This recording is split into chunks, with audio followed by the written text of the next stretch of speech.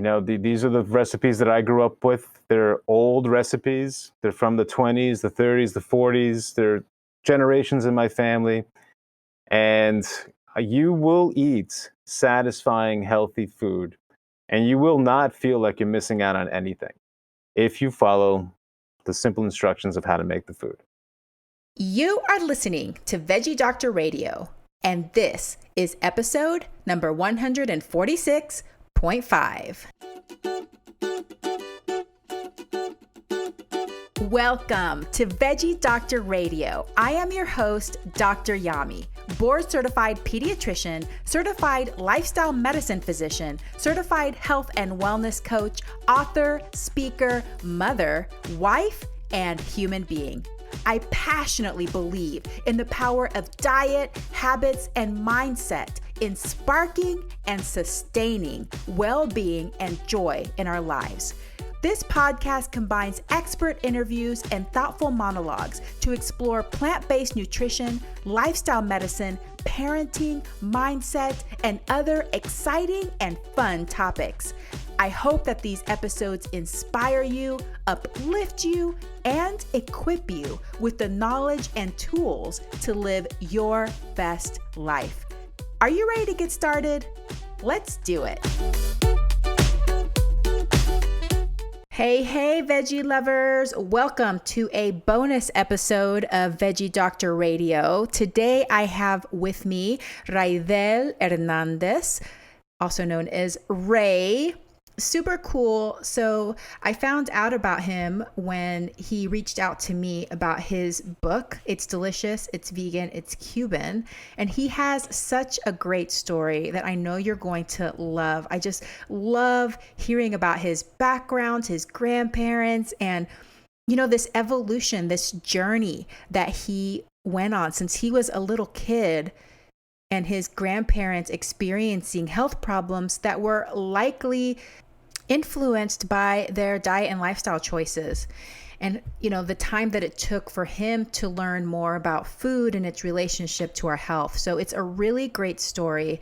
I know that you're really going to enjoy this. And I think this is particularly good for anybody who feels like it would be impossible for them to eat a plant-based diet or to become vegan because of their cultural traditions. So I think that he is a great example of how it is possible and how you can make it work for you.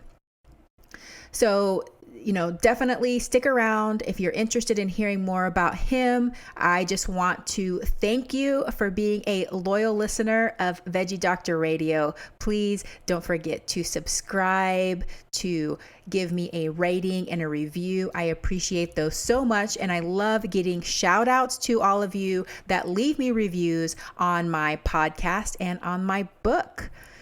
So let me tell you more about Ray. So Ray is a first-generation Cuban American home cook and culinary author. His dishes are authentic, delicious, and distinctly Cuban. Heavily influenced by traditional Cuban cooking, Raydel's culinary sensibilities were shaped by his family experience, primarily his grandmother, Pilar Mejido. After learning how to cook Cuban food using traditional ingredients, Raydel became a strict vegetarian and spent 10 years experimenting with plant-based ingredients to achieve a Cuban/vegan fusion, which maintains the integrity and delicious flavors of the original recipes, all with the goal of promoting a long and healthy life through the foods we eat. I love that so much. His website is Vegan Cubano, so VEGANCUBANO.com. So check it out if you want a copy of his book. I have not yet made any of the recipes in his book, but I have a couple that I have flagged and one that he recommended that I make as well. So I'm definitely going to be making those, and I will share that with you on socials. So if you don't already follow me on Instagram or Facebook, I'm at the Dr. Yami. Follow me so that you can see my pictures of when I make these recipes. So like I said, we talk about his grandparents. We talk about the influence that their health had on his beliefs about health, how he encountered his own health problems, how he was able to transition into a plant-based diet. What was the hardest part of his transition? And then we talk about Cuban food. We talk about why it's unique. What are the cultural influences on the cuisine and his favorite recipes? And he also gives tips for someone who feels that they could just never change. They could never go vegan because of their culture. And so it's a great conversation. I know you're going to love it. Again, thank you so much for being here, for being a loyal listener. I appreciate you and love you. And now on to this conversation. I hope that you enjoy it and have a very plantastic day.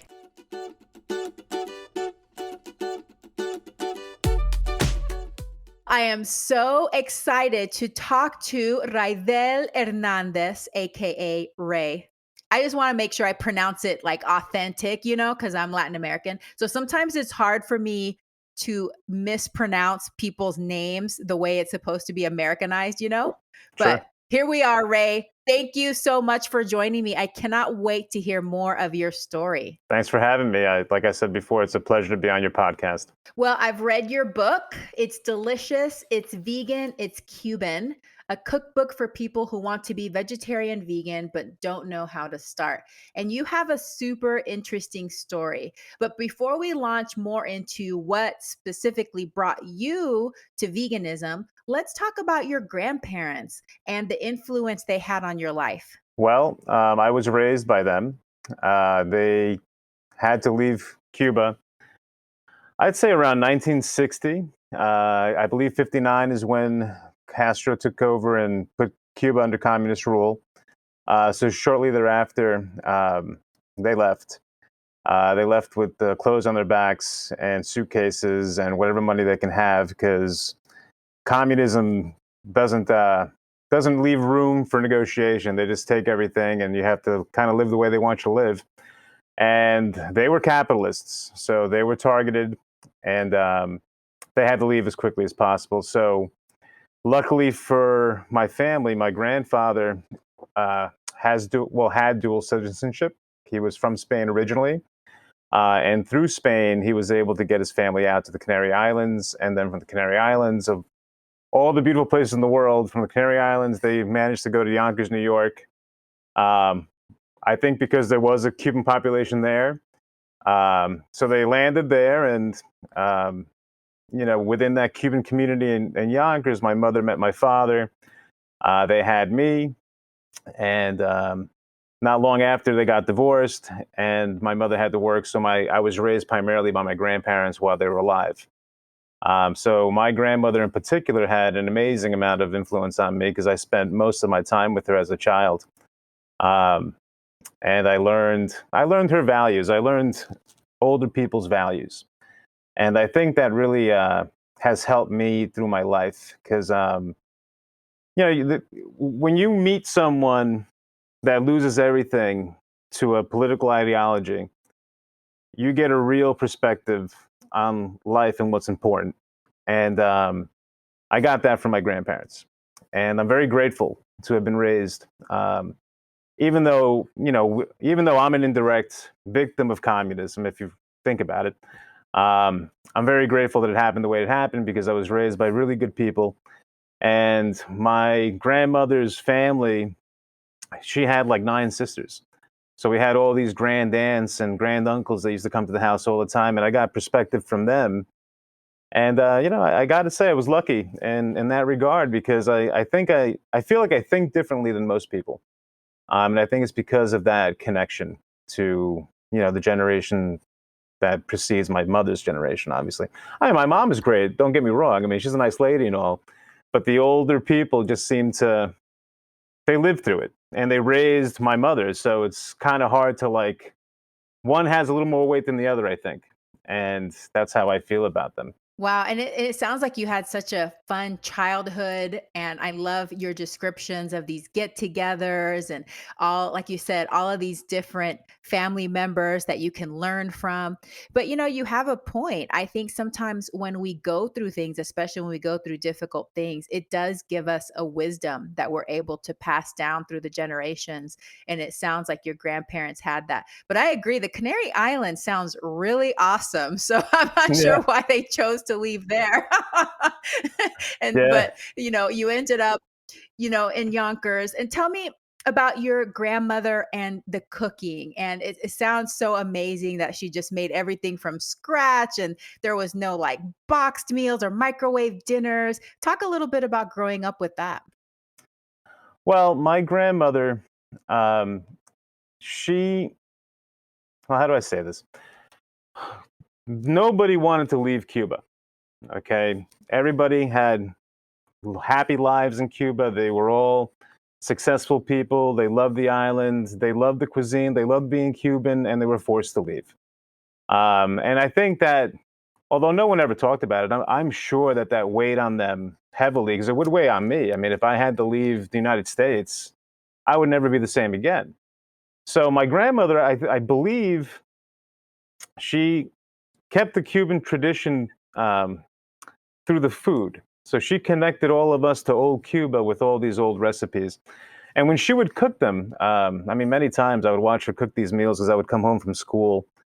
And she would tell me, like, the first time she had this meal or where she found it. Like, if there was a restaurant that she visited in Cuba, she would ask for the recipe and she would get it. And, I just feel like she connected us all to that past life through the food. And there was always no shortage of, 1950 salsa music being played in my house. And all of those things together kind of create an environment that's not quite American.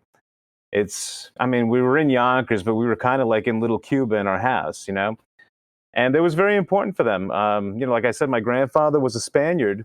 And my grandfather's story is an interesting one, too. I should write a book about him because he left Spain when he was a child. He was 13 years old, and he had to go on a boat, one of those giant cruisers in steerage. He was actually had to go on the bottom of the boat because that's all they can afford.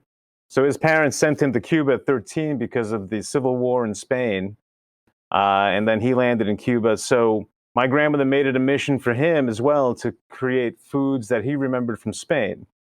So all my life, I've had either Spanish food or authentic Cuban food, and that's how I grew up. And like I say in my book, and it's true, there was no packaged foods. There was no hot dogs. There was no peanut butter and jelly. There was no pizza. I don't think I had peanut butter and jelly until I was close to 20. And when I would go to people's homes, that was culture shock. Like when I would go to my friend's house and, what they would have for lunch or for an afternoon snack was like a tuna fish sandwich. I mean, we never had that. We had, you know, beans and rice and carne molida, and all the refrigerator was always full of food, and it was always Cuban food. So I didn't know anything. I thought everybody ate like that. So when I would go to someone else's house, I'm like, oh, do your parents love you? I mean, is this is this what you're eating? But that's the way it was, and I want to keep that tradition. I cook. I can't cook every day because my life doesn't allow me to. But I cook on the weekends, and we try to have the same food, not the same food. We try to have prepared meals so that we can eat every day together and not have to cook. But everything is Cuban. I mean, there is an occasional meal that isn't, but for the most part, we try to keep everything true to the past and the connection. That's so lovely. Your grandmother was able to just bring in this richness of history. She's telling you these stories of when she had this food and connecting that to the culture and trying to make everybody feel at home, and Yeah. loved. And you could feel that. You're like, I can feel that my grandmother loves me by the care that she puts into preparing this food for me. So when you went to your friends' houses, you're like, wait, do your parents love you? I don't know what's Yeah. going on here. It's just Uh, completely different way of being raised, but what a beautiful way that you got that. And then you were able to acquire that from your grandmother too, that attention to the care of food, the preparing delicious food. Well, tell me a little bit about what happened. So, your grandfather had a health event when he was young, and then your grandmother also experienced health problems. Tell me a little bit about that and what was going through your mind when you learned about it. well, my grandfather, he died of a stroke, and he was young. I think he was 64. I think he was 63 or 64. I don't remember him that much because he passed away when I was 7. But I do remember when he had the stroke. He had it in the house, and I was home, and it was scary. I mean, he fell on the ground. I didn't know what was going on. I was just a little kid. But I'll never forget my mother.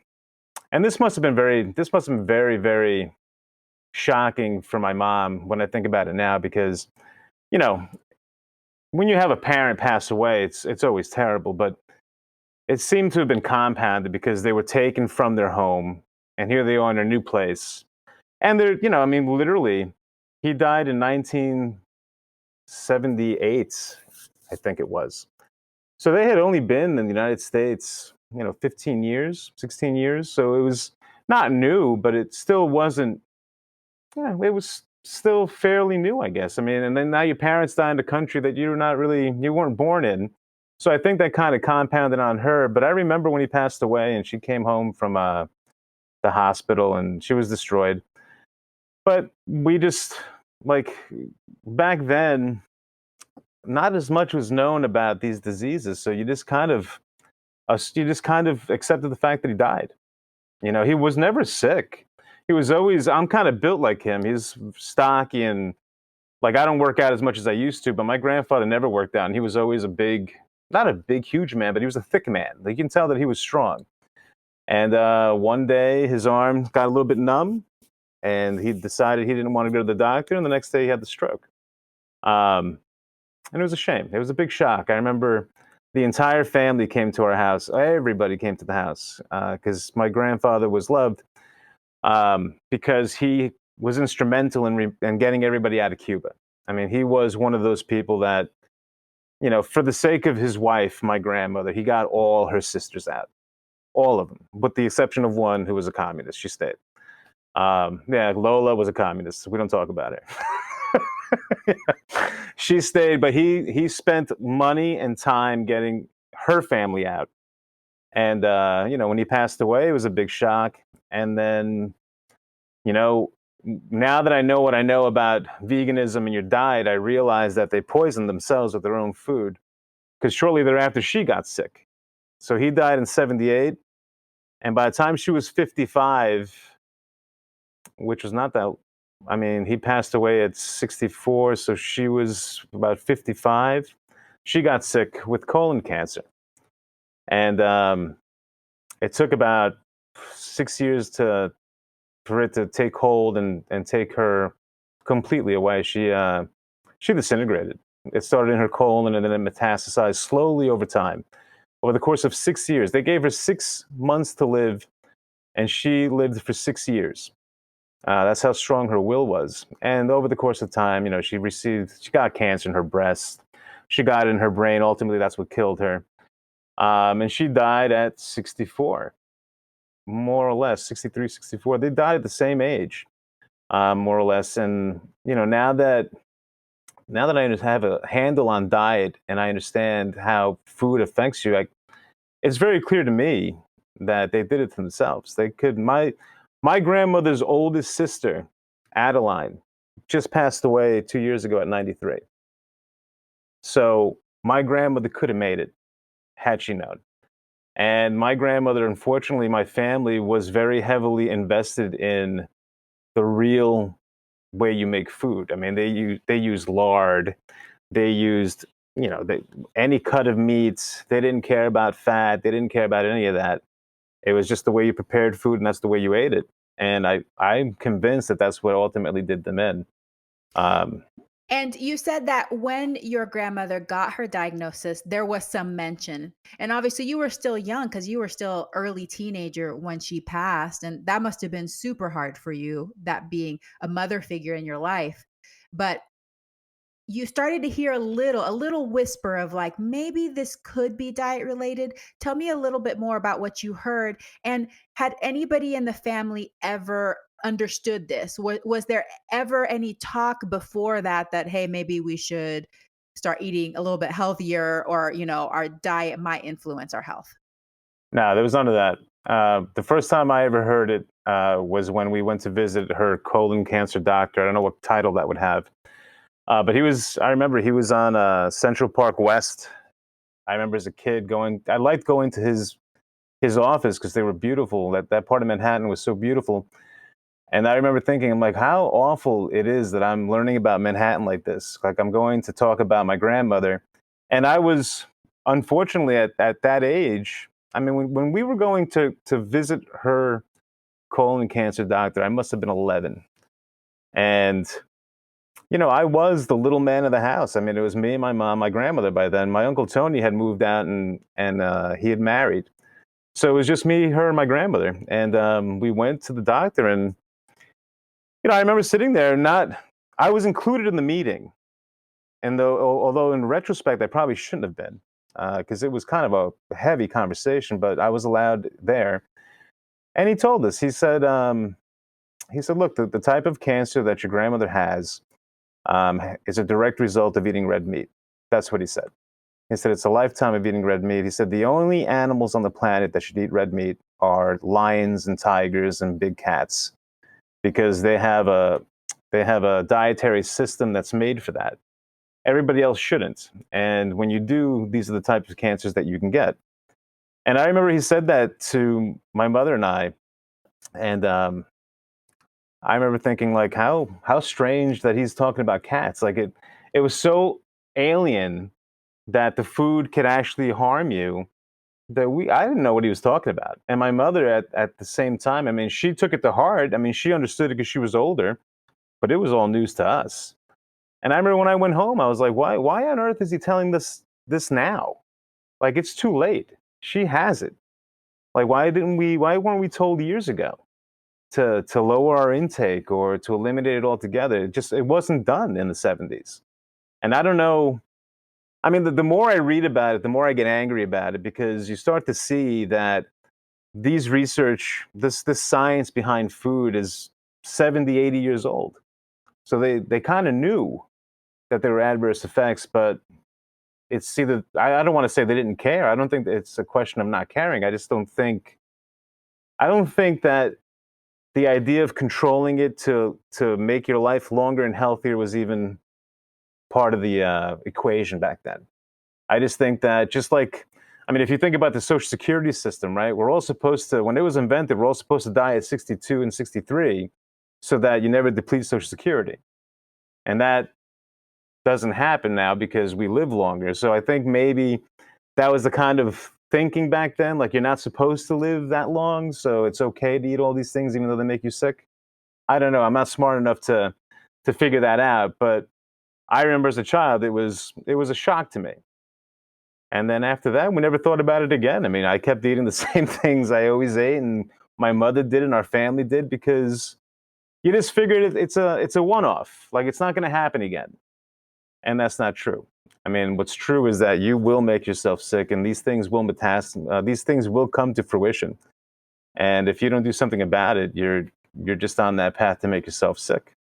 Yeah. Well, and nothing else around you was changing, right? You were just a kid. I mean, you weren't responsible for the grocery shopping and the cooking at that point. So if nothing else changed around you, your culture didn't change, the practices didn't change, you just keep doing the same thing just because that's your paradigm, right? So it's just easy to keep doing what you've always done and just hope that nothing else bad happens. But I know that must have hit you hard. And even as a little kid, you could be like, wait, isn't this backwards? Like, shouldn't we have known about this first and try to prevent it? Like, even as a kid, you understood that prevention is so important, which is amazing. Kids can understand stuff like that, but it takes so long for us to try when we're adults to make these changes to our lifestyle.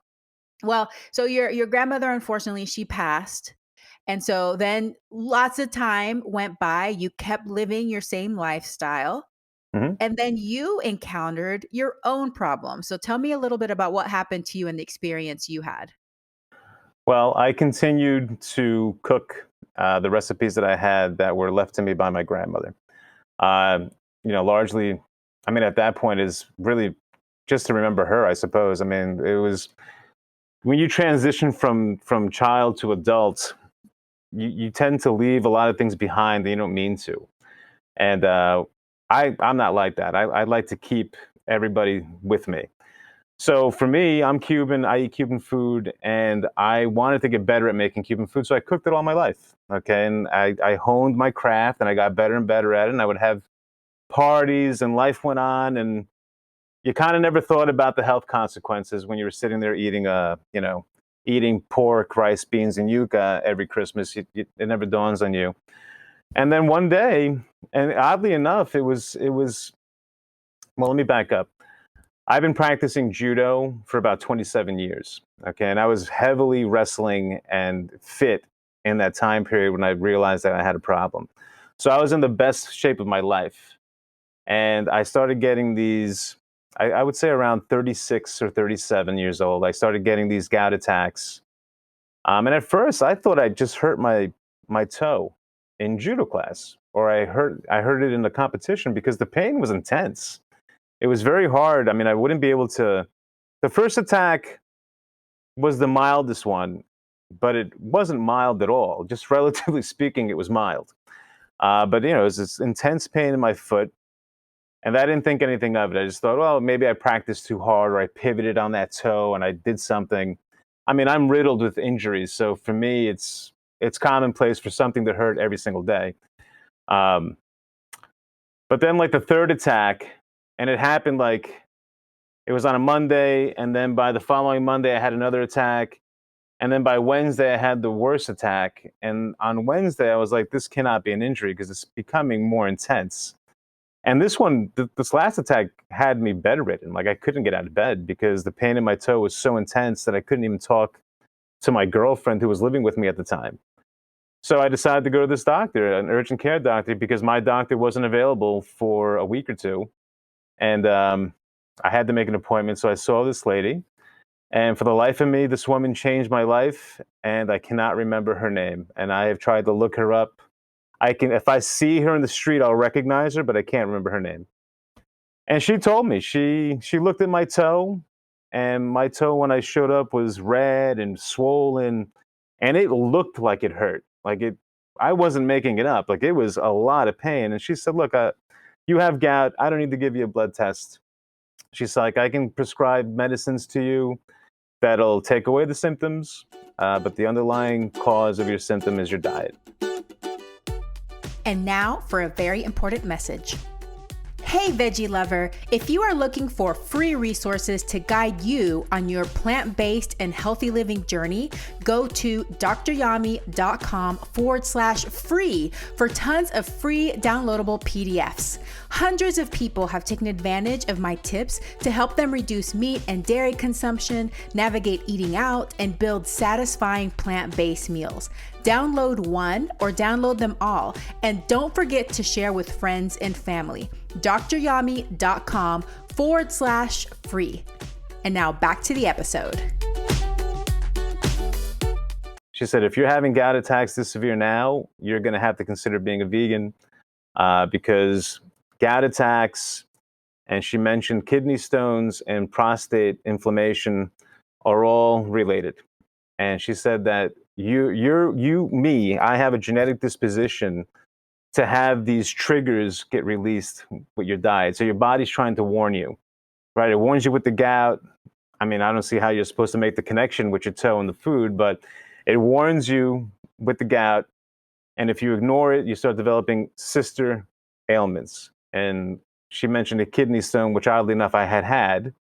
And then I never had prostate problems, but my father suffers from them. And to this day, he still suffers from prostate problems. She said all those things are passed down genetically. So she's like, it's not that you're sick with these things. It's not that you have bad genetics. It's that the food that you're bringing into the machine is causing your machine to trigger these things, and they're supposed to be warning signs. Now, when she told me that, I didn't believe her. I didn't want to believe her. I thought that was like the worst news in the world, was that I had to become a vegan because I had to give up everything. So, there was a time period there where I was kind of soul searching, like, what am I going to do? Do I have to accept that maybe I'm just going to have to eat this way and get sick like everybody else in my family and die? Or is there a way to change? And that wasn't easy to figure out. And quite frankly, I mean, there's lots of good vegan food out there, but it's not Cuban food. I had no way there's not even Spanish food that you can say is vegan. There's no cuisine cookbooks. So that was like the hardest thing, is trying to transition that, because I didn't want to give it up. So I went to my other doctor, which I'm sure you read about if you read the introduction to my book, to my not the the normal doctor, the everyday doctor. Your primary care. My primary care. I'm sorry, I couldn't think of the term. And he told me the complete opposite. It was the complete opposite of what she said. She said, no, he acknowledged it. He said, no, look, diet plays a big role. He's like, but it's very hard to just give up, meat and be plant-based. Most people can't do it. That's what he said to me. And he was your typical older school doctor. Like, he was a heavy set Italian man. You can tell that he was a doctor most of his life. He had a practice. He was a nice man. But the advice that he gave me was complete contradictory. He prescribed me medicine immediately. He said, you can try, to give up the animal protein, but like I said, most people can't do it. So here's the prescriptions. And, at the age of 36, I already had like 4 pills I had to take for my health. One of them was a cholesterol pill, the gout pill, a blood pressure pill. And like I said, before I even started this part of the conversation, I was in the best shape of my life. I mean, I was running 6 miles a day. I was wrestling every week. I was going to competitions, and then boom, all of a sudden I got handed these ailments. And I couldn't accept it in my head because I felt young. I mean, literally, I would tell people all the time that I could fall off a building, land, get up, and go to work. That's how good I felt. And now all of a sudden, I'm on track for heart disease. It didn't seem real to me, and it was a shock. And I don't want to sound like arrogant or a braggart, but I'm not the kind of person that doesn't fight. So I had to find a way to get around this, and that's how I arrived at writing the cookbook. But yeah, I mean, it's so weird, and it sneaks up on you in ways that you don't think about. Like, you don't realize that it's not just that you're sick today; it's an accumulation, right? So over time, your organs get weighed down by this diet that you have, and you're doing it to yourself. And that was the epiphany that I had. And luckily for me, my one of my best friends was going through this transition too. Like, we didn't plan it. He was doing it on his own, and I was doing it on my own. Then we got together and we were like, "Hey, look, this happened to me." And he was like, "Look, this happened to me. Maybe we should start thinking about becoming vegetarian or vegan." And when I say thinking about it, we had no idea what any of it meant. We had zero idea. The concept of being plant-based was completely new to us. I thought it would be a life of just pushing kale and artichokes around on a plate. That's what I thought veganism was, or a smoothie, that kind of thing, which I think lots of people think it's like that. But it doesn't have to be. It could be as hearty, as fattening as you want to make it. But it does wonders for your health. I mean, I can't express it enough. I mean, I tell anybody who will listen to me that the best thing you can do for yourself and for anybody else is to convince them to give up all those animal products, because how you feel is immediate. It's an amazing thing to go through. Like, I remember my skin got better, my hair got better, weight just slipped off. I was never hungry. I was never tired. And this was all like in the first month. So it's the miracle cure, and it's so simple. And nobody knows about it, it seems. And if they know about it, they scoff at it as if somehow you're inferior because you won't eat meat. I mean, it's the silliest thing in the world, but Yeah. Well, it's and I true. think there's a few things that are so fascinating. One is, it seems like when you went to the PCP, it would have just been easy to just accept what he said and be like, okay, well, I get to keep my meat and I can just take these pills, because he said so. He said it's going to be too hard, so I'm not going to be able to do it. But you did the opposite. You kind of wanted to hear that, but I think part of you was like, wait a second, there's got to be something here, because this lady said the opposite. And so there was part of your brain that was intrigued, like, I want to just accept what he says and just keep living this lifestyle, but part of you knew that there was something more there. Yep. Other thing that I think is fascinating is you admit that you felt great. You thought you felt great, but you not only had a big warning sign with the gout that sounds incredibly painful. I hope that I never experience that kind of pain. But then you had these hidden things going on. You had the cholesterol, the high blood pressure that you had no clue until you went, right? Then they Hmm. discovered not only do you have gout, but you have this and this. And you're like, oh my gosh, so these silent things, but you thought you felt great. But what you're telling me is after you transitioned, you felt even better. So now looking back at what you thought was great, do you think that it was just you had adapted to that and you thought you felt great, but you didn't feel as good as you could have? Tell me a little bit more about that. I think that in general, people feel great when physically they feel in shape, right? That's what it means, right? In shape means that your clothes fit you, and being physically fit means you're physically fit. So I was physically fit. I could wrestle for hours. I could run for an hour, and in my brain, I knew that I was supposed to be healthy, right? Everything was lining up. I mean, I was doing everything. I wasn't overweight. I was strong as could be. But then when I changed my diet, and that's just the key. Like it's so crazy. Not that, and I'm not discounting exercise. You have to exercise. You have to keep fit. But if you didn't and you just became vegan, you would have similar results. You would, all your internal functions would improve immediately. And I never knew that. Like I never knew that I could feel better than I did. Like for example, back then, if I lifted weights, and I used to lift a lot more weights than I do now, as I had more time on my hands. If you increase your weight and you go through an exercise routine, I remember getting so sore for days. You couldn't touch my chest. I couldn't touch my biceps. Now I lift weights, and there's never any pain. You're fatigued, but there's none of that soreness that you get. You recover almost immediately. I mean, on almost every level, internally, externally, you feel better, and it's almost like, gosh, how do I say it without coming across as kind of corny? It's almost like spiritually you're better.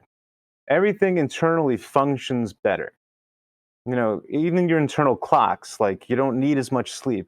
I'm never tired. When I go to work at 2 o'clock after I have lunch, I'm never sleepy. I remember after lunch, you used to fall apart, just wanting to fall asleep between 2 and 3 o'clock. Doesn't happen anymore. You don't get those incredible hunger pangs. That's one thing that I noticed immediately. Like I am not starving ever. I'm hungry, but I never get those pains that I used to get. Everything improves across the board. And now I realize that what I was feeling was just physically fit. I wasn't feeling good because how could I? I mean, if I was consuming all that. And how I feel now, I mean, I'm 49 years old. I feel like I'm in my 30s. I feel healthy. And that's another thing too that people don't realize. Mentally, you let go of a lot of baggage. Like I don't worry about my health anymore. I don't worry about heart disease. I don't worry, well, should I shovel the snow because I'll have a heart attack? I don't worry about all that because I know that all the systems are running as optimally as they can. And it's just a relief. It's like taking a burden off of you. And that's probably the most amazing thing. I think if most people did that, I think every aspect of your life improves because all these things that you worry about are lifted. I'm not saying that they solve all your problems. I mean, if you're still broke, you're broke. If you still, divorced, you're divorced. But at the very least, you don't have to worry about those things. And I don't know. I mean, I think that if you're not a vegan, you're just not informed. And I feel bad for you that you're not informed because you're missing out on a bunch of things and you're holding on to things that are only going to make your life worse, even though you think it's making your life better. And that's how I look at it. And I'm proof of it. I'm not just talking about it, I'm living it. Yeah. And I'll tell anybody that'll listen, you have to do it, and just do it for a month. In a month's time, you will realize that everything that I'm saying is true. So, I love it. I love it. You're so passionate. So, there was a time though that you believed that being vegan was just going to be like all salads and smoothies and it's just going to be so hard and I'm not going to be able to eat my food. So it took you a little time to inform yourself on it, but also to learn how to make some of your favorite foods. So tell me a little bit about that time period as you were transitioning and learning more about it and figuring out how you were going to make it work for your lifestyle, because you wanted to still keep that. You wanted to keep your Cuban food, you wanted to keep your favorite things. So tell me how that went. Well, that was a major struggle. Um, I think there's more available now because some time has passed. But back then, I mean, we're talking about 7 or 8 years ago. I don't think it was as popular as it is now. It seems to be getting very popular now. Um, but back then, when I first started, I was like, okay, so if I have to do this, I want to do it right, and I want to be able to make things, and I don't want to buy boxes of food because even if it's vegan, you don't know what's really in it. You don't know how much salt is in it. You don't know who's handled it. You don't. There's things that you don't know, and I'd prefer to just make it myself if I can. Okay, so that was a challenge because there was no cuisine cookbook that was vegan. Not my cuisine. Certainly no Cuban cookbooks. There was no Italian cookbooks that I could find. There was no cookbooks that, taught you how to cook a certain thing. There was plenty of cookbooks that taught you how to make stews that were vegan and cauliflower steaks and all that has merit, but it wasn't my culture. Okay. And I have a strong connection to the food I eat. I mean, I think I'm better for it. And I think most Latin people have that. Latin people, Italian people, it's a centerpiece of your life. So giving that up as well was hard for me. So after looking and looking and looking, and I decided I was looking at my grandmother's, her box of recipes, and I'm like, I guess I'm never going to be able to eat that stuff again. I have to move on. And then it dawned on me. I'm like, well, why don't I just see if there's a way that I can turn these things into vegan and see if it works. So I started investigating. I mean, I never knew what seitan was until I went to a vegan restaurant in New York City, and I had short ribs that were made out of seitan that were unbelievable. So then I realized, okay, there is a meat substitute that I could use. So seitan is one of them. My friend Chuck, who was the person that I mentioned before that was becoming vegan at the same time, even though we weren't talking about it, he introduced me to soy curls, which is a soy product that mimics shredded beef. Cauliflower is an amazing substitute for meat too. I would never have thought it 8 years ago, but if you prepare it right, it's passable to the extent that people who aren't vegan like it. So with those three elements, I just started experimenting and seeing what dishes worked and what dishes didn't work. For the most part, I found that most of it worked, um, especially in Cuban cuisine. I mean, Cuban cuisine is it's very sauce based. Okay, so everything is a sauce, so it doesn't really matter what protein you put in there as long as the sauce, creates the condiment. That's all that really matters, and it worked better than I ever thought it would. And I know this to be true, and I know that my recipes are authentic, and I know that my recipes are killer because I have an aunt, Magali, who is my father's sister, who is a hardcore Cuban lady. Okay, she knows how the food is supposed to taste, how it's supposed to look, how it's supposed to smell. She's an amazing cook herself. And I remember telling her, I'm like, I'm going to turn into a vegetarian or a vegan, and I'm going to make these recipes, and I want you to be my guinea pig. I want you to taste my recipes and tell me if I'm on mark, if I'm off mark. So little by little with her, I got to tell you, I mean, it wasn't that hard. The first few recipes, she was amazed. I made her. You speak Spanish, right? Okay, so I made her carne molida. Carne molida to us is called picadillo. Picadillo is a recipe that's a very saucy ground beef recipe, right? I made it out of cauliflower, granulated cauliflower that I granulated, and I made my grandmother's recipe for picadillo using cauliflower, and I fed it to her. She didn't know it was cauliflower, so I said, "You see, this is what I'm talking about. If I can change these things, then I'm not missing out on anything." Right? So coincidentally, she was having, I mean, back then she was in her 60s. And of course, her cholesterol was very high too. And she was having problems with the medication. The cholesterol medication was affecting her joints, and she was uncomfortable all the time. And I said, look, I'm doing this, and you're seeing how I do it. Why don't you try it? Just Do it for 30 days, please, because she's my favorite aunt. She's like my second mom. And she was so resistant to it that it was unbelievable. I said, look, I can solve your problems. Just do it for 30 days. I begged her. And I said, I'll bring you the food. I'll show you how to do it. So she did it for 30 days. And in 30 days' time, her cholesterol dropped 90 points. That to her, that was enough. She became convinced. And now she's a vegetarian. She's my biggest fan. Now she's starting to learn how to cook. Well, not that she's starting to learn. She's starting to use more and more of the vegan products that are out there to make the dishes like I make. Except she does her spin on them because every Cuban dish is different depending upon the household that you go to. Everybody has their own spin on it. But I convinced her. And if I can convince her, I can convince anybody. And now for a very important message. Hey mama, if you are feeling frustrated about mealtime battles, worried that your child isn't eating enough or eating enough vegetables, afraid that your child is going to get some awful deficiency or disease because of the lack of diversity in their diet, I wrote a book that might be for you. A Parent's Guide to Intuitive Eating, How to Raise Kids Who Love to Eat Healthy is available in paperback, ebook, and audiobook through all major online booksellers.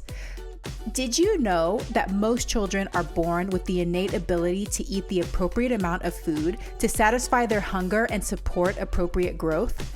Despite this, parents are still anxious and confused about how much and what to feed their children. In addition, many children are labeled as picky eaters or develop behaviors such as hiding and sneaking food. There's also a growing epidemic of dieting behaviors and eating disorders beginning at alarmingly young ages.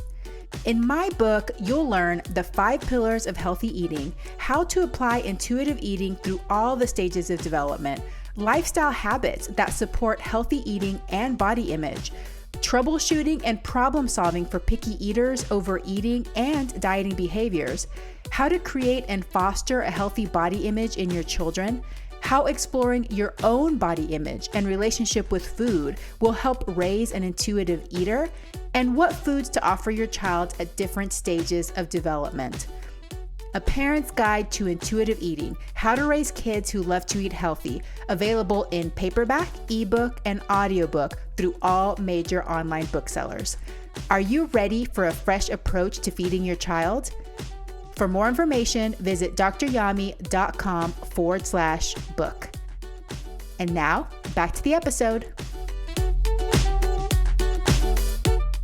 I mean, I remember it took 2 weeks to convince this lady to not put milk in her coffee. I was like, there has to be a plant-based milk that you can use. That she's like, well, I don't like the way any of them taste. I'm like, they don't taste like anything. How can you not like it? The milk doesn't taste like anything. So she finally settled on coconut milk, which was her preferred. And that was like the hardest part, just getting her to realize that you can enjoy other things. And now she's a vegetarian. She's not quite a vegan. She'll eat cheese here and there. But nonetheless, she's much healthier than she ever was. And I'm very happy that she converted. And you know, there's like a snowball effect, right? So she starts talking to her friends. So she convinced one of her friends to do it. So now, you know, it's me, her, and this friend that have now become vegetarian. So I think if you educate people and you show them that there's ways to do it, it's an easy sale. You know, you should be able to convince people. Yeah, You know? especially when it still tastes delicious and it, like you said, it's filling. You're not experiencing distress from hunger. You know, you're feeling nice and full and satisfied because that's really what we want. When we want these foods, what we want is flavor. You know, we want it to taste good. We want it to feel good.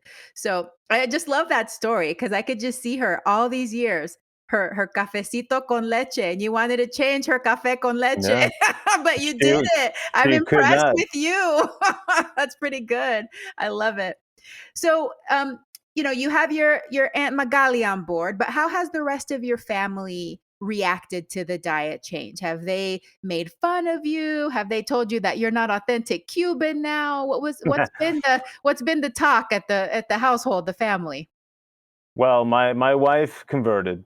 Um, which was actually she had some amazing health benefits from it too. She suffered from acne most of her life. She would have periods of time where it would just, I mean, all her life, even when into her 20s and 30s, she would have spot acne, gone, disappeared completely, never come back again. All her internal values are perfect. Yeah, I've been made fun of by Magali's children. My cousin James and her daughter Barbara will not become vegan, almost out of spite, because just to go the other way, which I think is stupid because you're only hurting yourself, you know? My son, I have a 17-year-old son who pays me the biggest compliment every single time I cook. He's not vegan, but he's not against it. He's 17. I mean, he doesn't really think about it.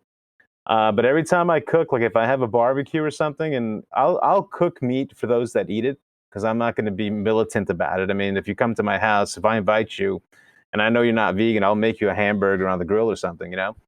Um, but my son almost always chooses my food, and he's not obligated to over anything else because he just loves the way it tastes, and that makes me happy because that's my grandmother's food. So once again, I've captured maybe a generation. And I tell them all the time, I'm like, I wrote this so that you guys, because I have 3 children, I have 2 little ones and my 17-year-old. I want you guys to make this part of your lives. I mean, this is so when I'm dead, you can remember that your father wrote this book and fed you all this delicious food so that you can pass it along. But yeah, I mean, I get resistance a lot at work. Like people listen and then they go, well, meat's in my DNA, and I can't imagine a life without meat or a life without chicken. And it's all, you know what it is? It's laziness and fear of the unknown. That's all it is. That's all it is. You're too lazy to try, because in reality, if I can do it, anybody can do it. Nobody loved meat more than me. I quit smoking years ago. Nobody loved smoking more than I did. If I can do these things, anyone can do it. And I think that, look, I think as a society overall, if we all ate better foods that kept us alive longer and less in the hospital, everything would cost less. There'd be less sick people, there'd be less medical costs, there'd be less of everything, I think. And it's just so simple. All you have to do is just eat differently. I love it. I love that. And it's true. I mean, I think everybody has to come to it in their own time, in their own way. Just like you had your journey. I remember being on that other side before I had my paradigm shift and really seeing even just vegetarians, like, that's so strange. Like, how could you ever do that? That seems really, really hard. But it wasn't until I had my own perspective change that it opened up a whole new world. And it doesn't seem hard at all to me. I mean, it just seems like abundance and deliciousness and health and well-being and joy. So that's what it seems like to me now. So I just love your story because it's a whole different perspective. But let's pivot a little bit and talk about Cuban food specifically. Why is Cuban food so unique? Tell me a little bit about the cultural influences on this cuisine and how it colors the different flavors and the different dishes in this type of eating. Well, there's a lot of layers in it. If you go all the way back to Spain, right? So Cuban food is a combination of the Spanish that colonized the island, their cuisine, which was heavily influenced by the Arabic culture, right? Because the Moors conquered most of Europe. Southern Spain was mostly Moorish, so you have that influence of that food. That's where the saffron comes from. That's where all those delicious, almost exotic flavors that are not European come from. That came to Cuba, and then we had the African slaves that had their influence. And you mentioned earlier that the pig's feet and all that, that's all part of that influence. And then there was lots of Chinese migrant workers in Cuba that had their influence on the food too. Um, and it makes this unique synergy of European, Chinese, Afro-American, Arabic, and tropical, all mixed in with all these delicious combinations of foods. Well, I shouldn't even say foods, of spices that, create sauces that, and they're not hard sauces. I mean, you're not sitting there measuring the perfect amounts together. I mean, it all comes together. Lots of it is lots of it is flavored with sofrito, right? Latin people have sofrito, which is green peppers, onions, in some cases tomatoes and garlic. That's your base, and then everything else comes on top of that. So it's a unique flavor of food that I think has been lost. With the taking of Cuba from and put under communist rule, I think a lot of things were lost cuisine wise. I mean, we have Miami and we have the Cuban population there, but it's starting to become more commercialized food that people recognize, and all the real food isn't in the forefront. Like I still have I wrote 100 recipes for my book. I still have about 200, and these are all a lifetime of recipes of Cuban cuisine that I think most people aren't even aware that those dishes are still there. Um, so for me, it's one of I have a few favorite foods. Cuban by far is my favorite. Mexican is very close. I love Mexican food. I love what Mexicans do with chilies. I mean, if there's ever an expert on taking heat and turning it into flavor, it's the Mexicans. The Peruvians do that very well too. I'm sorry, what is your background?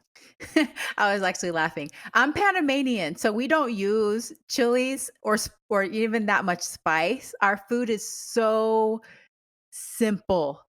So, but I love food in general. So Cuban food, oh, so delicious. But when I was reading through the recipes, I was curious about the saffron. I was like, where did the saffron come from? So you explained that, but it is such a beautiful mix of all of these different cultures coming together and these foods. So what would you say if you had to pick what is your all-time favorite Cuban recipe? There's a lot of favorites. I'm not a person that picks favorites. Like I don't have a favorite color. I don't have a favorite anything. I enjoy everything, but if I had to pick one, I would say it's a tie. There's caldo gallego. Have you heard of caldo gallego? Mm-mm. Caldo gallego is a soup. It's a delicious soup. It's the simplest soup that you'll ever come across. It's made with potatoes, turnips, onions, garlic, and kale. Cubans have been eating kale long before it became popular. Kale is in caldo gallego. It's a soup that you make on a winter's day. It's fancy enough to serve to guests. It's light, but it's heavy at the same time. If you can follow me on that, and it's a delicious, authentic food from Spain. That's one of my favorites. The other one would be, gosh, I guess ropa vieja would be the other one. Ropa vieja is. Do Panamanians have ropa vieja? You have something similar, I'm sure. It's like a shredded beef dish. Yeah, well, I think they do make it in Panama, but probably obviously not originated from Panama, but it is something that's eaten there. Yeah, ropa vieja. I don't know if it was invented in Cuba, but it's definitely a Latin American thing because I've had it in other cultures as well. They all have their spin on it. Ours is a tomato-based sauce that has white wine, and it's maybe has 7 ingredients in it, and it comes out to be like a saucy shredded beef, except I use soy curl, so it's a saucy shredded soy curl, and you eat that with rice and fried plátanos, Mm. and those are two of my favorite dishes ever, and they're the simplest ones. Yeah.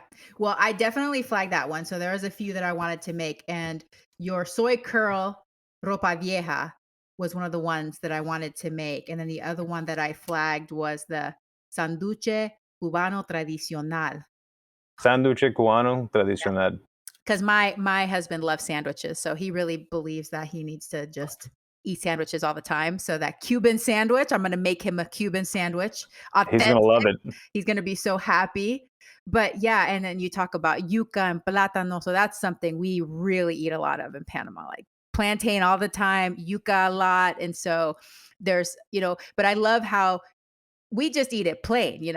You have this delicious sauce that goes on it and gives it even more flavor. It's just so amazing. If you like plátanos, do you like tostones? Oh, yes. We call them patacones in Panama. Yeah, that's what the Colombians call it, patacones. There's a soup in the book that's called why can't I think of anything? It's a plátano The creamed soup. one? That's the creamed Mm, one? that's an excellent one too, but no, it's a hardier one. It's the first soup in the soup category. It's plátanos con frijoles pintones. Mm. I forgot what I called it. It used to be called the montañera, but I didn't use that title. It used to be a pork and tostón soup, but it's not anymore. Now it's frijoles pintos con patacones, and it's in the soup. Wow. So you actually eat the tostón as part of the soup. That I sounds think you will love that. It's made with capers. It's my mother's favorite. It's delicious. So that's another one if you want to earmark something. I'm gonna make it. I'm definitely gonna make it. Yeah. Oh, sounds so good. So I would love for you to give us some tips because obviously you're coming from this tradition, a lot of dishes meat centric, that's part of your culture, and you're a man, and you know how a lot of men associate like strength and virility with meat. So for someone that feels like in their head, they're like, there's no way. From my culture, we eat a lot meat and I could never go vegan. There's no way I could eat my favorite foods. What tips do you have for them? Don't go vegan. Start very slowly. Start with vegetarian food. Okay. I find that if you're gonna, I find that if you give people, an ultimatum, they never take it. It can't be all or nothing. So for those folks that are brainwashed into thinking that that's all they can eat, you got to start them off with vegetarian dishes, things that might have some animal product in it, like cheese or something, to gradually get them going. Or maybe the other way to do it is pick a day of the week and make that a vegan day and try it. And then if it's not, if it's not torturous for you, then do 2 days, or pick a week. But the reality of it is, if you commit to it, at some point your body naturally is going to reject the food that you were eating before, because it's happened to me. Like I don't have the flavor for meat anymore. Like I bought on a whim I don't know if you guys have them too. They're called Beyond Meat. It's like a pre-made burger patty. It tastes too much like meat. I have the exact same experience. I can't eat it.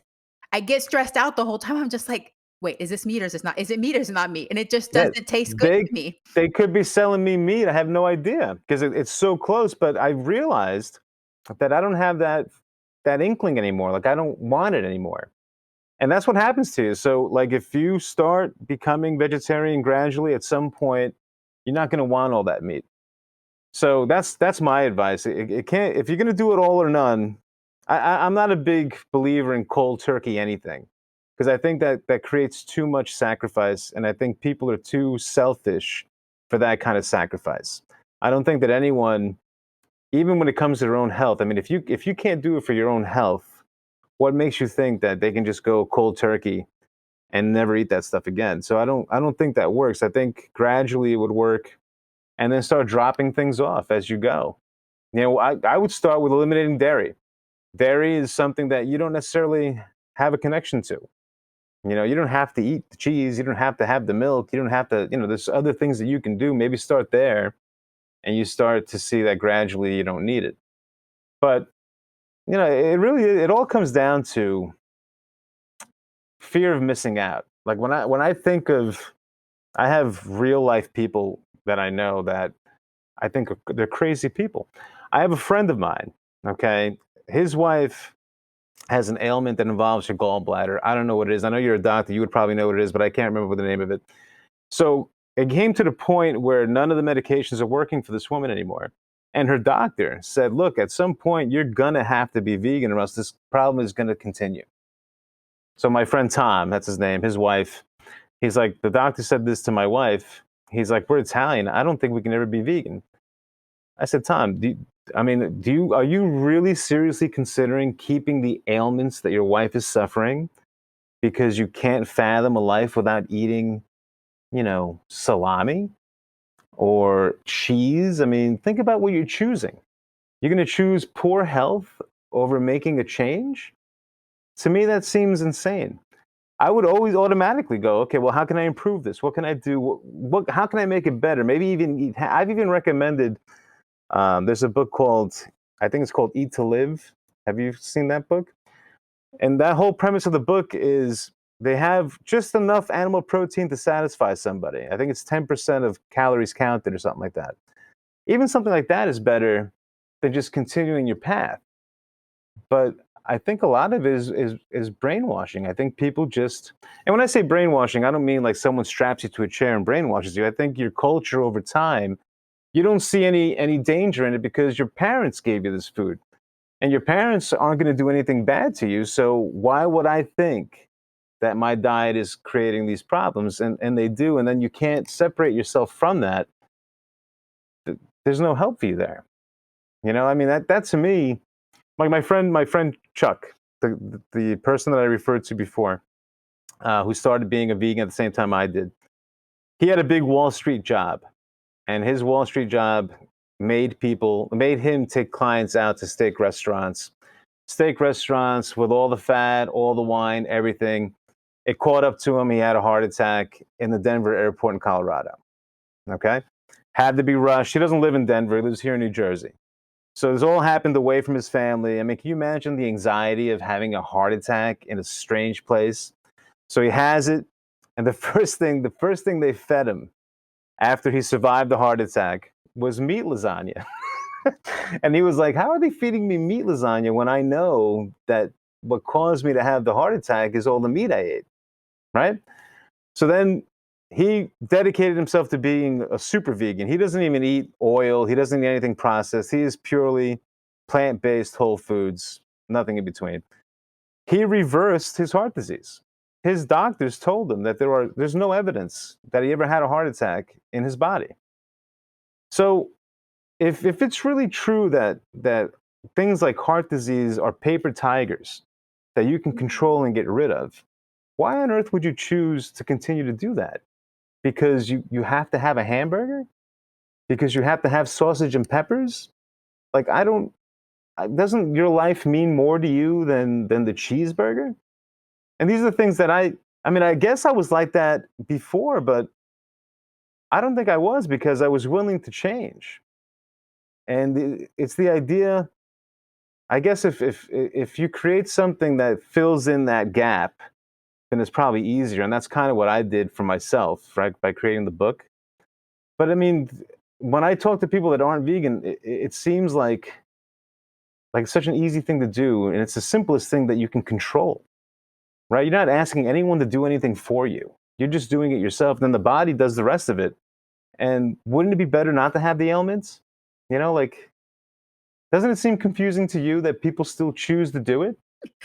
Yeah, but we're human. I think just like we were talking about at the beginning of this conversation, is that whenever your entire culture is saying differently, when it's part of the culture to overeat and eat all these processed foods, and then there's other people telling you, well, you just need to eat a bunch of meat and no carbs, and that's healthy. It's confusing for some people. And I think you hear what you want to hear, right? If you believe that it's going to be hard, it's not going to taste good, and you're going to feel deprived, there's no way you're going to inch towards that, which is why I take every opportunity to tell people that I do not suffer eating this way. And I love food. I've always loved food. I was born loving food.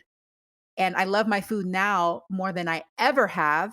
It's delicious, it's satisfying, and it's amazing. Like, I'm not eating grass. People think we're just eating grass and Yeah. cardboard. It's just not like that. So I think if more people understood that it really isn't a sacrifice, the only sacrifice is that beginning part of the journey where you have to learn. You have to learn, you have to start changing your habits. But then after that, there's no sacrifice in flavor. There's no sacrifice in satisfaction. There's no sacrifice in being able to celebrate with your family. You can do all of this. You can write an entire vegan Cuban cookbook, and you don't have to sacrifice those memories and those traditions in your culture. So, I mean, I love how you put it. And I think sometimes when you're on the other side, it just seems like, why doesn't everybody think this way? But when you're still on that beginning part of your journey, you realize that, we're just human and this is the world we live in. So the more you can do to talk to people about your experience, the more people's ideas will start to change. They'll be like, well, if he can do it, maybe I can too. Maybe it's not as hard as I thought it would be. So thank you for doing what you do, which leads me to the next question is, what do you wish more people knew? I'll tell you honestly, what I wish people knew is that there is no such thing as animal protein. That is a marketing thing designed to make you buy meats. The only creatures on the earth that make protein are plants. They take nitrogen and combine it with, I guess, oxygen, and they create amino acids. And then whatever animal grazes on that grass absorbs that protein. And then when you kill that animal, you're doing nothing but eating recycled plant protein. And you're absorbing all the problems of eating that animal flesh for the sake of getting protein, which, by the way, if I mean, you're a doctor, so you're going to know much more about this than I would. Every study that I read, the amount of protein that you really need as a percentage of calories is like 6 to 10%. And that's well below the American experience. I mean, people eat 35, 40, 50% protein, and it's not even protein, it's animal flesh that has protein in it. So it's no wonder that you get sick. But that's how it's positioned. Like my sister, I talk about my sister a lot because she's a CrossFit person. So she looks great. I mean, there's no doubt. She's got the abdomen, she looks fit, she's very strong, and she looks beautiful.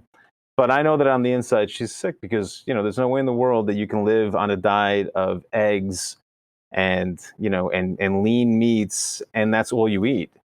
With the occasional leafy vegetable to fill in. That's not, and she does that because she thinks that that's healthy. Mhm. She thinks that she's getting her protein, but no one talks about the adverse effects of all that animal flesh that you're eating. And it's the animal flesh that makes you sick because if you look across the board, I mean, if you eat fish flesh, it makes you sick. If you eat chicken flesh, it makes you sick. Any animal, pick it. It doesn't matter. There is none that doesn't make you sick. So if we know we know it, right? The unsuspecting person doesn't know this. So they're just thinking that like I was, right? When I was in the best shape of my life, eating whatever I wanted to eat, I never realized that I was sick. Yeah. Well, it's the same thing. It's because it's misinformation. So when I told my sister that animals don't make protein, she's like, what do you mean? They're made of protein. Like, no, they're not. They're not. They don't make it at all. They absorb it. It's recycled protein, plant protein that you're eating. So why not just eat the plants? But they don't know that. And if you look in the literature, I mean, if you Google right now, protein, the first thing that comes up, I'm sure, is some kind of article talking about some kind of meat product. Mm-hmm. It's never an article about plants. And people think, oddly, that plant protein and animal protein are two separate things and that one is a higher caliber of protein than the other, which is ridiculous because this one doesn't have protein. This is the protein. It's backwards. I mean, think about, unfortunately, in this country, and I don't know about other countries, but in this country, we have a culture of marketing that is constantly trying to convince you to buy their product, hook or crook, whether it's good for you or not. And that's, when you do a quick search, that's whoever pays the most to put their product in front of you, that's what happens. Mm-hmm. The truth doesn't come out. The product that they want to sell you comes out. And that's what most people base, their understanding of nutrition on that. Yeah. And you have to dig a lot deeper. Like I've told people, I do all my own research. So if I look at a documentary like Forks Over Knives, right, one of the famous vegan documentaries, at the end in the credits, they list all their sources. Contact those people. Send them emails. Ask for the research reports. They'll send them to you. Read it for yourself. Get a real understanding of your biology and how these foods affect you. I mean, think about it.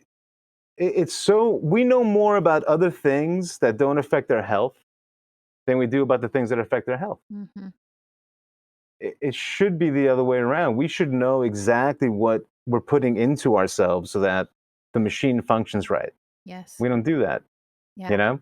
No. And if you do that, it eliminates a lot of problems in the future. hmm No, I think that the protein discussion it's one of those it's one of my pet peeves for sure, but there's a lot of education that still needs to happen on it. And the one thing that people don't understand is that we don't need all that protein, not only because it's not necessary, but it could potentially be harmful. In fact, eating a lower protein diet might actually promote longevity.